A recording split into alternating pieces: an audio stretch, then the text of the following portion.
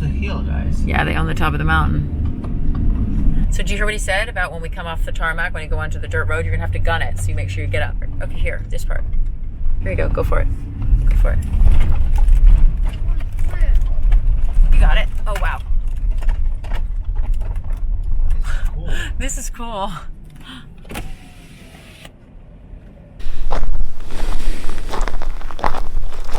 I got into tiny homes for a bunch of reasons, but one of the biggest ones is because I'm super passionate about nature. Hi. Very good to meet you, finally. Big fan of you. Hey, man. Hey, how are you, Nicholas? Nicholas, very good to meet you. Same to you. Cheers. A place like this, where it's really remote, I mean, this is totally off-grid. So everything about this is off-grid. So really remote places that are hard to access, it might be cost and time prohibitive to actually build. Takes forever to get permits. One of these pulls up, plop it on the land. You can hook it up within the hour of getting here. It's good to go. So. Yeah, I mean, I think it's interesting. It's not one house, right? The house is not just one unit that you made. This is a normal home reimagined, right? You have all this normal number of rooms. You've got 2 bedrooms, 2 baths. And then because of this beautiful area, you've got all this outdoor seating, an outdoor bed, an outdoor kitchen. So it's like all the amenities and square footage of a full-size home. It's just not all under a roof. And the privacy that it creates to actually have 2 separate structures, it's nice. It gives you a sense of intimacy and autonomy, and you can have somebody staying there, somebody staying there, and they have their own little zones, So interesting. So in a way, it's better than a regular house because you're having 2 houses with the privacy that afford. Exactly, yeah. And we want to put a third on here too. But yeah, it's a deconstructed home, So this is the living room. Yes, there's a lot of living room. Right, that's true. What's cool about this too, he's kind of done this in phases, right? So he didn't want to, he's kind of imagined it and let it evolve in a natural way. So put this one down, built the deck around it, added the kitchen, decided they wanted more. What we did here, this is just literally 2/3 of it is a bedroom and 1/3 of it is a bathroom. So it's like the master suite. So this just actually got delivered 2 weeks ago. And so what we're gonna do is we're gonna build a deck around here, and we're gonna do basically little modular triangles so they look like they're floating, and that's the steps. So there'll be little seating areas on each little platform, little level. And this will this will change and evolve and get filled in with different things over time too. Another advantage of this way of building and living, you kind of get to design and build your house as you need it. You get a sense of the space, you get a sense of what you actually need. Instead of committing to this specific building and envelope, you kind of get to let it evolve with how you want to use the space.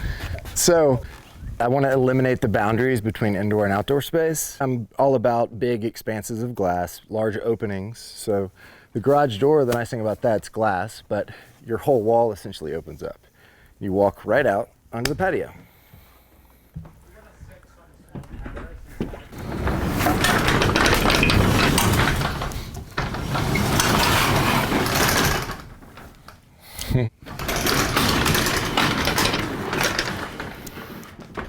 Was that your idea to do a garage door that you Yeah. came up with? Yeah, because I haven't really seen. Yeah, the Alpha, my first one that I designed and built. Yeah, the idea of having a whole wall open up sounded very exciting to me, and then a glass wall when it's down.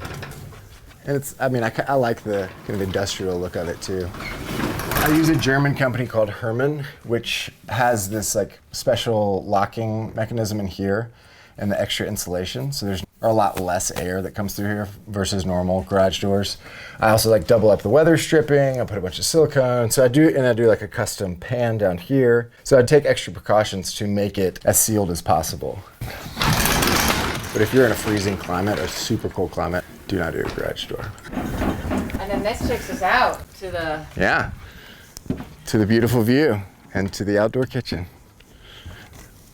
It's interesting because it's this great view, but you're still feeling like you have this inside next to you. Exactly. It's an extension. It blurs those lines again. It feels like an extension of the house. And it's also a lot more interesting than just another room. You're going into a beautiful other setting. Oh, there's kitchen. So there's a full-on like commercial chef's kitchen out here. So they like to cook a lot.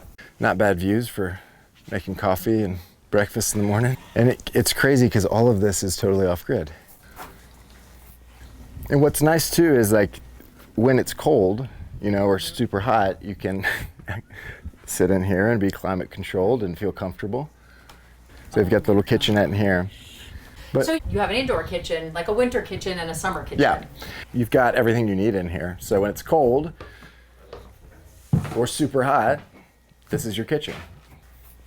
This is your seating area. Oh, so you have the little bar Yeah. seating and you keep it open, even this. You know, you don't make that solid. So Yeah, you can... definitely. Yeah, I like, one of the things about tiny homes that most people do is they try to cram everything in a normal house within visibility, and it just feels very crowded and very small very quickly. So I'm really big about multifunctional furniture. This is a custom sofa bed that pulls out. So you've got a loft up there with a king size bed. This is full size, it pulls out. They don't have it made up, but wow. Yeah. It really pulls out. It really pulls out. I mean, go out further. So it's actually really using the space because you Yeah. couldn't leave a bed like this out. There's no... Yeah, there's no space. Tell me about the mechanics of that, because that rolls really smoothly. What do you... Yeah, just get like an industrial caster, like really nice casters, and we hide them so you don't see the wheels. It's really clean. And I have a little track through the middle of it so it stays true and in line. What kind of wood are you using? This is all maple. I like really crisp, clean, sharp lines, like modern spaces, but natural materials. This is reclaimed wood, which I love. Looks beautiful, but it's super functional. The more messed up it gets, the better it looks, the more character it has. So for a place like this, that again, you're outdoors a lot, and it's very dusty and there's lots of rocks, this is the perfect thing because you don't have to worry about it. It's low maintenance. So I love contemporary, crisp, clean, sharp lines, but I like the dichotomy of natural materials, and then just the texture of wood or of whatever, the texture of this down here. It also kind of accents and brings more attention to the materials themselves, so it's kind of part of like the art of the space. So instead of just saying like, we need a roof, you actually think like, wow, what would look pretty? Absolutely, yeah. I definitely marry form and function. And function starts everything, but I refuse to compromise form. So one of the things I did is I hate mechanical. I think HVAC is hideous looking. I don't know why. Someone please design good looking things. So I like to hide it. And I kept this part of it open so that the air flows through. And this is a little closet. Oh wow, you can just tuck everything. Yeah. Tuck everything away and you don't, no clutter. No clutter. There's another closet too, but so this is a 2-bedroom.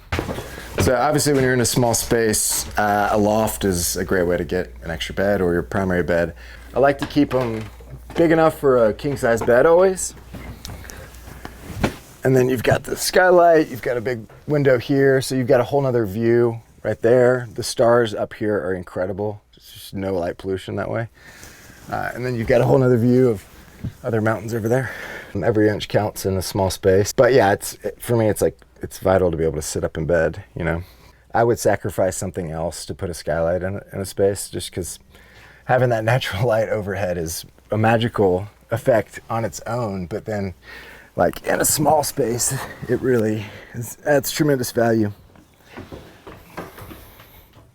So the very first client that commissioned the first orchid, she calls this the TARDIS from, what is it, from Doctor Who? Yeah. Yeah, because of the bathroom. Another thing too, platforms, just a small little elevation change in a small space creates a sense of expansiveness. Yeah, and then solar batteries under here, and then the bed too. Some more mechanical. This is another closet.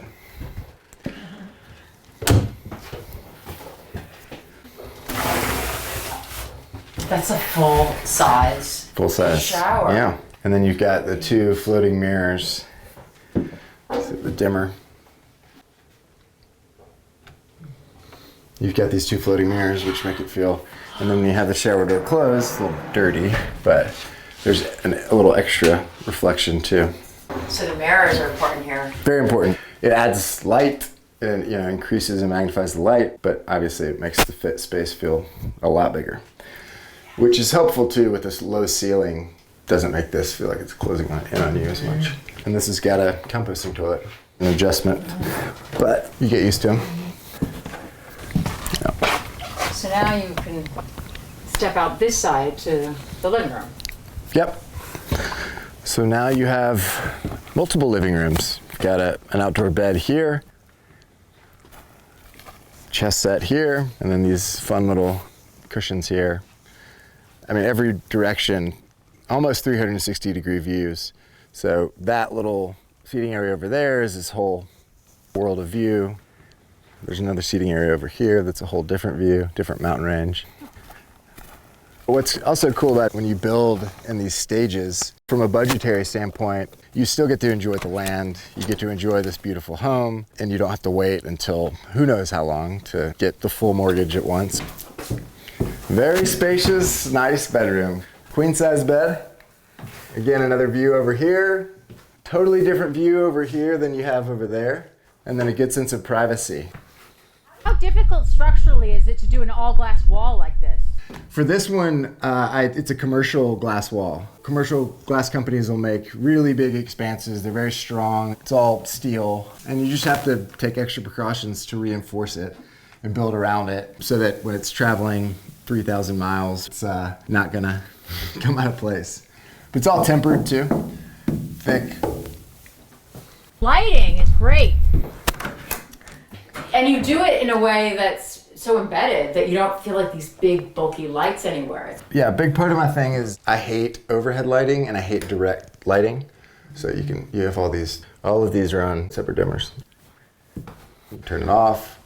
But yeah, so I like to hide the source of the light. Indirect lighting, you see the light across the surface, but you don't see it like jarringly in your eyes. Mm-hmm. This little thing too actually creates a sense of expansiveness. So it's a slightly dropped ceiling. These are solid oak strips. And we created this panel and then it's dropped down a little bit and you have the LED behind it. Having that like separation between the walls with a little light, it makes it feel slightly more expansive. And it's beautiful.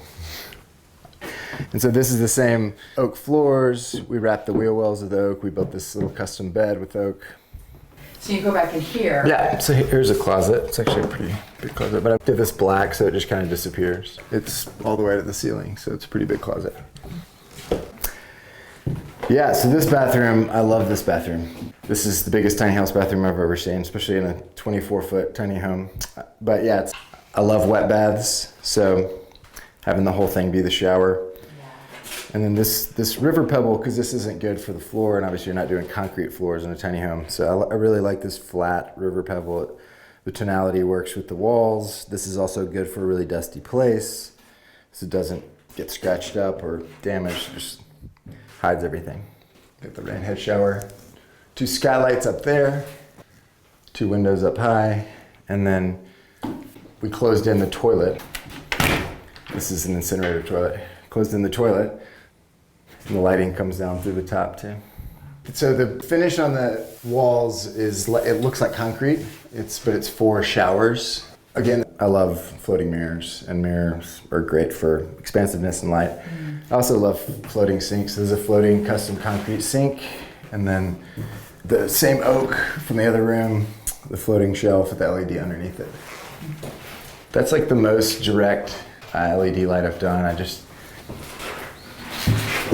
Yeah, it's very big. The materials, yeah, it is.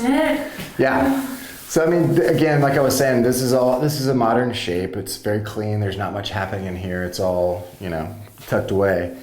But that draws your eye to the material, and like there's so much texture and nuance and just all the different colors.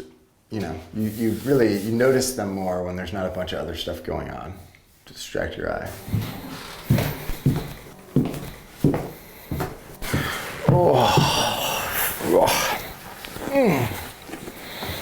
One of the things that's been great about tiny homes is that I'm not licensed or trained. I've taught myself everything.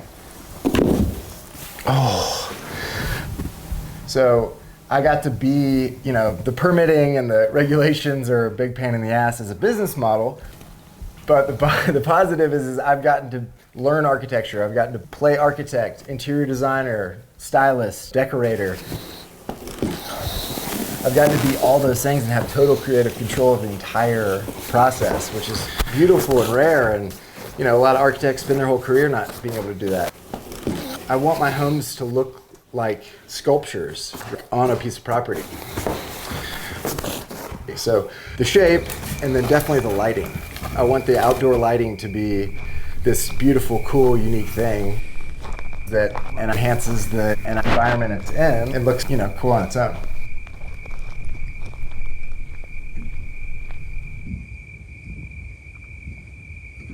I think the iPhone could do A better job on that. a better job actually than this. I think so. It's crazy with it.